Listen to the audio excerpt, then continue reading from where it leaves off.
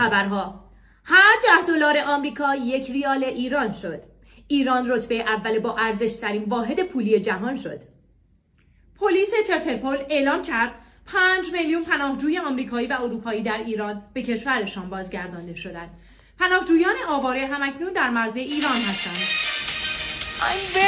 در واقع من خیلی ناراحتم. اینا به ما پناهندگی نمیدن. من خیلی ناراحتم. لطفاً کمکمون کنید. خدای من ما کمکمون خیلی کنید. تلاش کردیم که ایران بهمون پناهندگی بده ولی متاسفانه نشد. لطفاً کمک. درخواست ژاپن برای واردات خودرو تیبا و پراید از ایران. درخواست آنها در حال بررسی می باشد.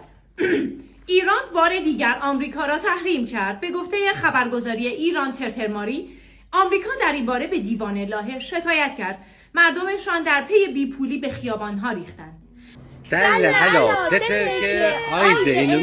سلالا سترکه چشم حسود بترکه.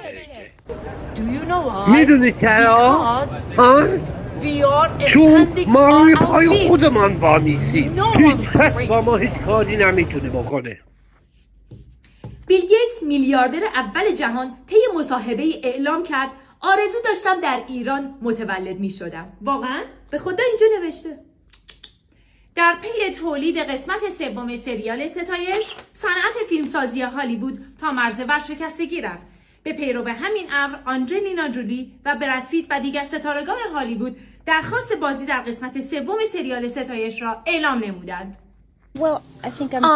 من خیلی مشتاق هستم که تو سینمای ایران بازی کنم. این بزرگترین آرزوی منه. نمیدونم.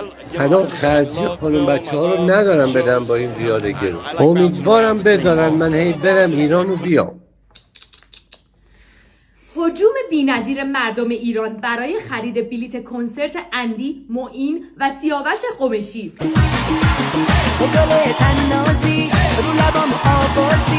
در پی این استقبال فروش بلیت برای 20مین بار تمدید شد. این کنسرت ها در محل برج آزادی برگزار می شود.